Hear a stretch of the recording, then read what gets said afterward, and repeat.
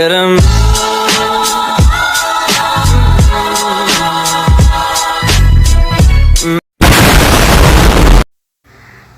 adik-adik, apa kabar hari ini? Ketemu lagi bersama kakak.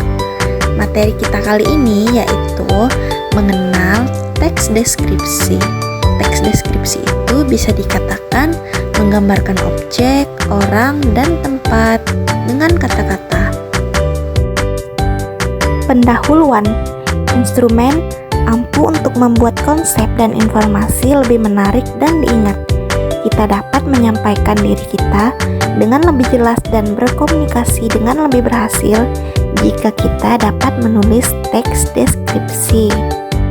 Pengertian teks deskripsi: gaya penulisan yang berusaha memberikan deskripsi atau ilustri terperinci tentang suatu hal, lokasi, orang, atau peristiwa tertentu. Dengan kata lain, teks deskripsi adalah upaya penulis untuk menghidupkan pokok bahasan dengan membuat pembaca merasa seolah-olah mereka melihat, mendengar, merasakan, atau bahkan menciumnya. Adik-adik tahu tidak mengapa teks deskripsi itu sangat penting? Ya, teks deskripsi itu sangat penting karena yang pertama dapat membangun imajinasi. Paragraf deskripsi membantu pembaca memvisualisasikan suatu hal, lokasi, atau kejadian. Hal ini penting dalam dunia sastra karena penulis berusaha memberikan lingkungan yang hidup dan autentik bagi pembacanya. Yang kedua, dapat meningkatkan pemahaman. Penulis dapat membantu pembaca memahami subjek atau ide dengan memberikan perincian yang menyeluruh. Misalnya, deskripsi peristiwa sejarah dalam buku teks dapat membantu siswa memvisualisasikan garis waktu peristiwa tersebut. Yang ketiga, menyebarkan informasi. Dalam berbagai jenis tulisan, termasuk laporan, artikel, dan iklan, teks deskripsi sering digunakan. Informasi dapat disampaikan dengan lebih berhasil oleh penulis dengan menggunakan deskripsi yang menarik dan jelas. Yang keempat, membuat tulisan lebih menarik. Teks deskripsi yang ditulis dengan baik dapat menambah kehidupan dan kegembiraan dalam tulisan. Tulisan yang kaya akan deskripsi yang indah dan mendalam akan lebih membangkitkan rasa ingin tahu pembaca.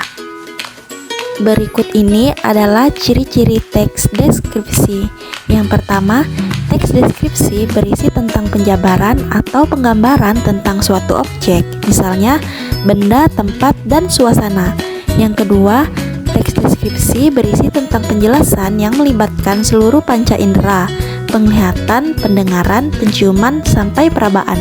Yang ketiga, teks deskripsi berisi tentang pemaparan dari ciri-ciri fisik dan sifat suatu objek dengan secara rinci dan jelas. Yang keempat, teks deskripsi membuat pembaca seolah-olah bisa merasakan bahkan mengalami langsung kejadian yang digambarkan di dalam teks. Yang kelima, teks deskripsi umumnya berisi kata-kata khusus untuk menggambarkan objek dengan serinci mungkin. Misalnya, menuliskan tentang warna, merah keabuan, biru keunguan, dan lain-lain. Yang keenam, teks deskripsi juga bisa menggunakan frasa yang mengandung kata benda. Misalnya, Pak Dadang adalah seorang kepala sekolah yang tegas. Yang ketujuh, teks deskripsi mengandung kata sifat yang berguna untuk menggambarkan. Misalnya, 2 kaos merah, seorang siswa rajin, dan lain-lain. Yang kedelapan, teks deskripsi bisa menggunakan kata kerja transitif dalam memberikan informasi suatu objek. Misalnya, murid itu menggunakan seragam putih abu-abu. Yang kesembilan, teks deskripsi mengandung kata kerja perasaan dan pendapat yang bertujuan untuk mengungkapkan pandangan pribadi si penulis terhadap subjek yang dituliskan. Misalnya, saya pikir Blacky adalah anjing yang cerdas. Saya yakin buku ini bisa menjawab masalah yang kamu miliki, dan lain-lain. Yang ke-10, teks deskripsi mengandung kata keterangan untuk memberikan informasi tambahan, misalnya dengan kencang, di lapangan, di sore hari, dan lain-lain. Yang ke-11, teks teks deskripsi mengandung bahasa kiasan atau metafora. Misalnya, kulitnya putih seputih salju, mobil ini cepat seperti cetah, dan lain-lain. Selanjutnya, struktur teks deskripsi. Teks deskripsi juga memiliki struktur dalam penulisannya, yaitu yang pertama, judul. Judul pada paragraf deskriptif setidaknya harus mengandung 3 aspek, yaitu relevan, provokatif, atau menarik, dan juga singkat. Judul dari karangan melambangkan cerita yang merupakan sebuah ringkasan tersirat dari seluruh tulisan. Judul ini memiliki fungsi sebagai daya tarik minat dan suatu nama yang bersifat promosi. Yang kedua, identifikasi. Penentuan identitas dari orang, objek, dan benda lainnya. Yang ketiga, klasifikasi.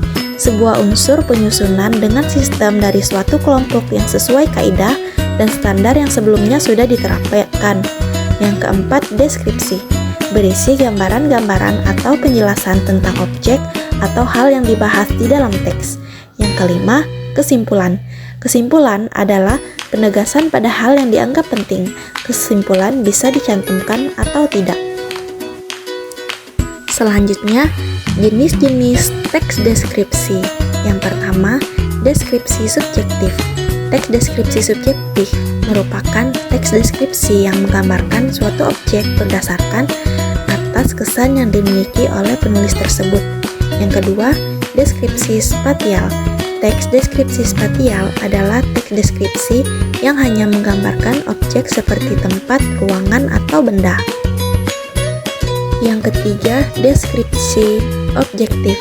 Teks deskripsi objektif adalah teks deskripsi yang menggambarkan objek sesuai dengan keadaan sebenar-benarnya, sehingga pembaca bisa membayangkan keadaan tanpa ada embel-embel dari opini penulis. Yang keempat, deskripsi imajinatif. Teks deskripsi imajinatif adalah teks yang berisi tentang gambaran atau lukisan suatu tempat berlangsungnya suatu kejadian. Penggambarannya harus dilihat dari berbagai segi, sehingga tempat tersebut bisa tergambar dengan jelas baik dalam pikiran pembaca maupun perasaannya. Selanjutnya, menulis teks deskripsi. Pertama-tama, penulis harus memilih topik yang ingin dijadikan sebagai dasar untuk penggambaran dalam teks. Yang kedua, selanjutnya, penulis harus mengamati objek yang ingin dideskripsikan. Yang ketiga, penulis juga harus mengumpulkan data-data seperti angka, grafik, ilustrasi, dan statistik. Yang keempat, selanjutnya, penulis menetapkan pola pengembangan paragraf yang sesuai.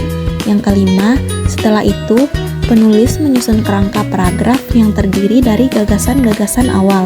Yang keenam, penulis mengembangkan kerangka paragraf menjadi suatu paragraf yang utuh dengan menggunakan kalimat yang padu dan juga logis. Yang ketujuh, tahap yang terakhir adalah pemberian judul.